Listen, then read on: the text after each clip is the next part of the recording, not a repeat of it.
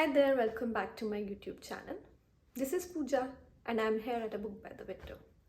I hope you guys are doing good because I'm not, frankly, as I speak from a London flat.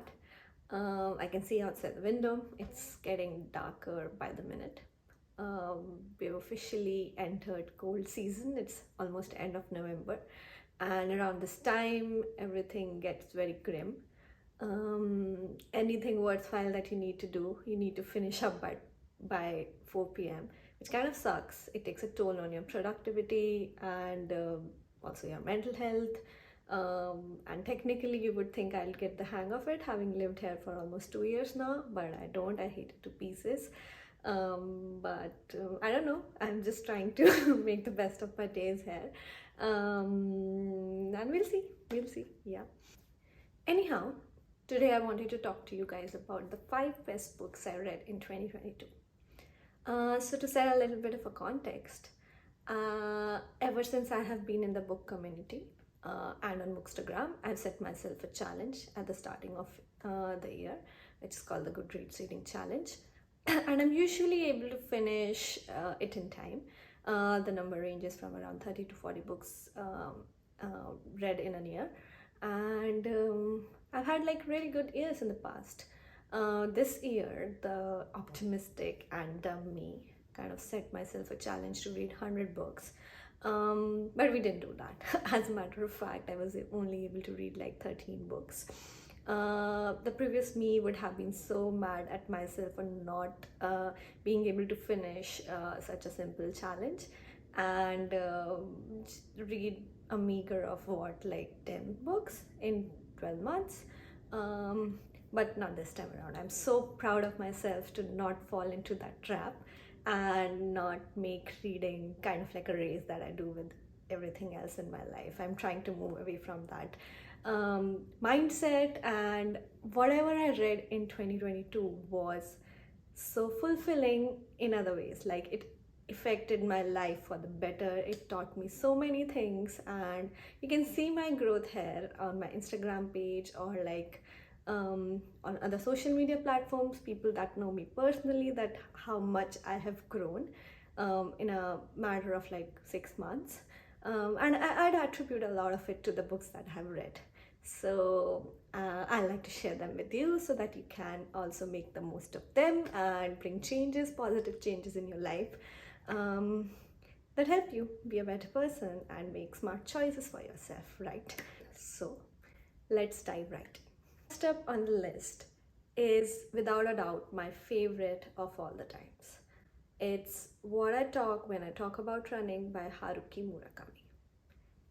All of us have read about Murakami, right? I mean, you gotta be living under a rock if you have not heard his name once. Or maybe I'm wrong, but he's a very, very famous author. We all know that. But what I did not know was that this man, this very coveted author, have ran a marathon every single year, and he takes up running as a way of life. He runs every day, almost every day. And in this memoir, self-proclaimed memoir, he declares his love for running. He talks about it at length, what it means to him, and how at the time when he was coming up as an author, trying to do his day job and also write and decide a few things in his life. He also found running and what it means to him, like in his own words, it's a way of life for him, and it's synonymous to what he believes in other fields, and not just writing. And it was very interesting to read it, very motivational. I'll pull up a quote from the book for you guys to read. Pain is inevitable. Suffering is optional. Say you're running and you think, man, this hurts. I can't take it anymore. The hurt part is an unavoidable reality. But whether or not you can stand anymore is up to the runner himself. Now, I read this one in January, right at the start of the year. And I'll be honest with you, I was going through a lot I didn't have an apartment to live in. I was living in an Airbnb. I was trying to find a flat in London, which is crazy always. And I've just been going through a lot. And I found this book, right? I started reading it. I have ran a bit in college and here and there, but not so much. Like I didn't never pursued it as a sport. So when I read it, I could relate a lot to it. Not just the running part, but like never giving up, and that kind of ticked something at the back of my mind that maybe this will work for me. And you know, I always had this thing that once I have a settled place, maybe I'll give this like my best shot. Cut to Feb. I have an apartment. I moved into that apartment, but my mental health was still really bad. And I was having frequent mental breakdowns. It wasn't really looking good for me. So one day, it was cold. I just donned my gear. I went outside. I had my first run and I felt good. And the rest has been history. It's almost been 8 months of me trying to run every single day, and it has made a change in my life. Like I'm physically, mentally so much better. I keep going back to this book and I can relate to it so much more now, in the sense that every single mile that I take, every single day that comes, I take it as it comes, and I learn how to breathe and set myself a goal but not be hard on myself, because as a human I have physical limitations, and that's okay. I take consistent steps in the direction of my growth, and that's what this book taught me. Anyone who is a runner, who is not a runner, I highly recommend it. And you should not skim on reading about having a life that every one of us deserves if we just put in the work, right? So highly recommend it. Okay, moving on to the second book. The second one on the list is Convenience Store Woman by Sayaka Maruta. It's a story about a 36-year-old Tokyo resident, Kaiko Furukura. She works at a convenience store, and she has worked there for ever since she was 18 years old. So she has always worked there. Her thoughts and actions are always in line with what the convenience store wants. So for her, the convenience store as a machine is what she knows. That's a black box, that's where she lives, in her mind and outside her day job. And she finds it very hard to fit into the society, because she only thinks in terms of what the store wants of her.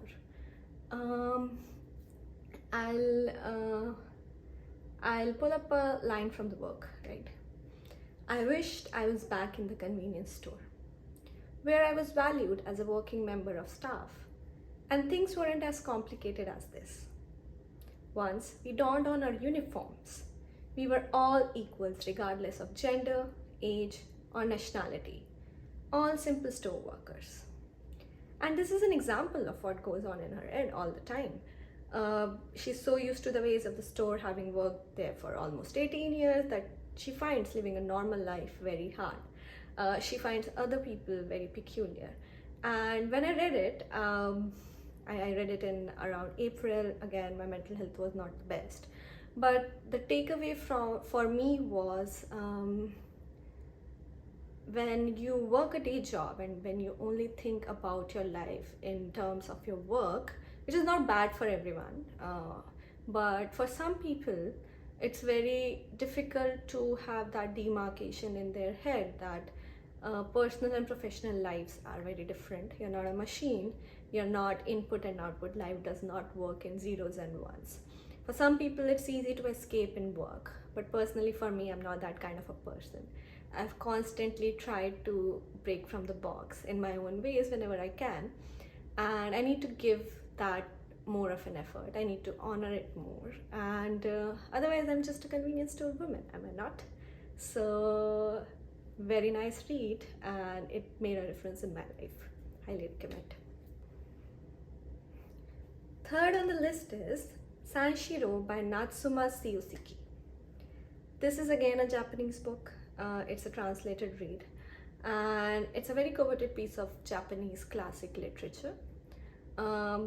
It's a psychological book written from the perspective of a 23-year-old man named Sanshiro, which is the title of the book.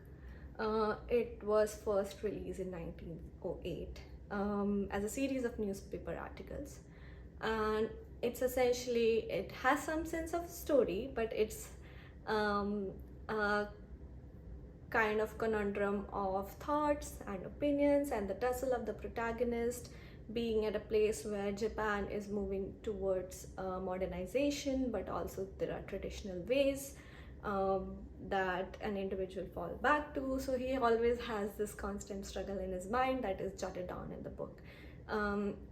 Now it's a very intellectual book. It's very complicated at times, and I could not grasp the whole of it, but I could resonate with some of the quotes and the thoughts, because having come from a culture in India where there's a constant struggle in your mind between the modern and the traditional, and you know how much of your personality you give away, how much are you allowed to give away, and how much of the breaking away from the norm you need to do it as a young person as well, right? We make choices, we make decisions, we are constantly thinking and are at tension with ourselves. What's the best for us, right? So it did resonate with me. I'll say some words from the piece. Why haven't you changed? And she said, because the year I had this face, the month I wore these clothes, and the day I had my hair like this is my favorite time of all. What time is that? I asked. The day we met 20 years ago, she said. I wondered to myself, then why have I aged like this? And she told me, because you wanted to go on changing, moving towards something more and more beautiful. So as I said, this was not an easy read. It's a translated piece and it gets somewhat lost in the translation. It's culturally a little bit different for me, but I could relate to some parts. It's also very convoluted way of writing, so you cannot follow it all the time. It's heavy on the soul, it's heavy on the mind, and it's heavy on the heart. But even then, I have not read something like this before. I took my own sweet time reading it, and it made a difference in my life, to be honest with you.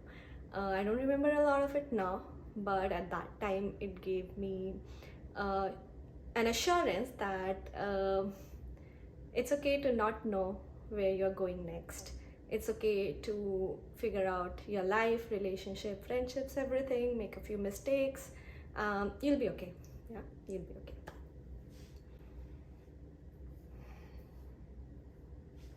The fourth book on the list is In Other Words by Jhumpa Lahiri. And oh my god, where do I even start with this one? Everyone knows, a lot of people know that Jhumpa Lahiri is one of my favorite authors of all the time. I love her writing, I love what she talks about, I love her fiction, non-fiction, everything. So this book has been sitting in my shelf for quite a long time. I picked this up just a few months back, and I'm so glad I did. This book kind of got me again into scribbling and writing on margins, and if you look at the book now, oh, I have the book with me. Oh, I'm so sorry. So yeah, this is the book, right? And if you look at the book now, it's all filled with like my thoughts and like what I wanna look after I'm done reading, everything. So I would say a very, very successful read in the end. I read this at a time when I was just getting out of the rut and I wanted to be more productive at work, I am making efforts to learn new things, something that has been missing from my career or career development last year because of a lot of things that were happening. And oftentimes I'll find myself being disappointed by the failure and discouraged, and finding it really hard to find motivation. So this came at a right time, because in this book, Jhumpa talks about her tryst with trying to learn a new language, Italian, in the context of the book, and she completely gave away her career. Not entirely gave it away, but like she completely moved away from English as a career that she started writing with, to get into Italian. And she talks about her failures and finding a new teacher, and how it's always difficult to be a student again in your life.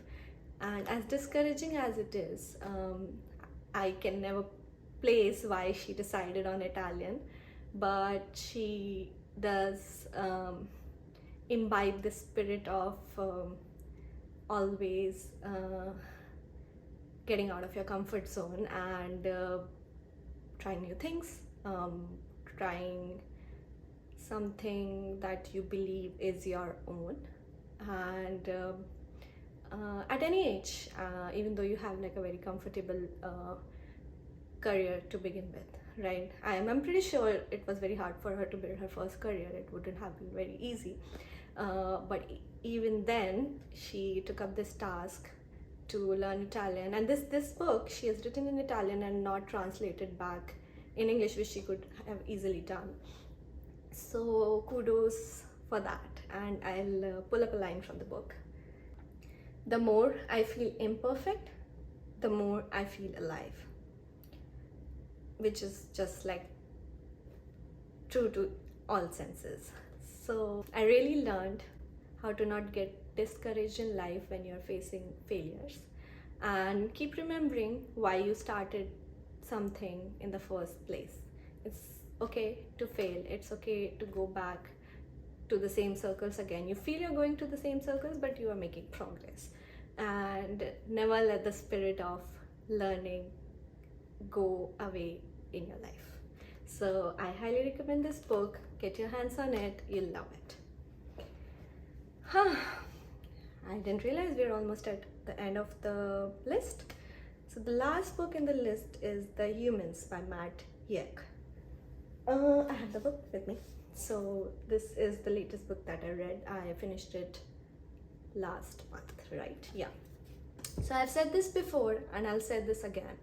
Matt Haig's books are a delight to read for people who like simple, wholesome, soft reading. They're for people who are struggling with their mental health a lot. So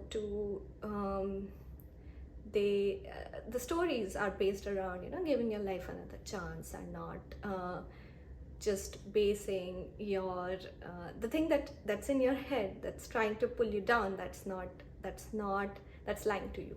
Okay, so you need to believe that good things are on your way. And he kind of writes a story around it for it to get into your head. So it's good for teenagers. It's not flusy language. The story is complex, but it's not over the top. So it's good for teenagers. It's good for adults. Some people don't like the writing for it being simple, which is BS. I'll call BS on that. If it helps people around, do you really need to write complicated sentences about it? You don't. So I really like this book. The story is about an alien who is sent to Earth on a kind of a mission, and he replaces a mathematical professor that teaches in Cambridge University. So what follows is there's a dog, there's the family of the professor, and the alien is very logical in all sense of the way, because in their civilization, logic is everything. Love doesn't exist. But when he arrives, and when he kind of started feeling loved by this new family that he has, by the dog, he wanted more of it. Like, love is what binds us humans together, isn't it?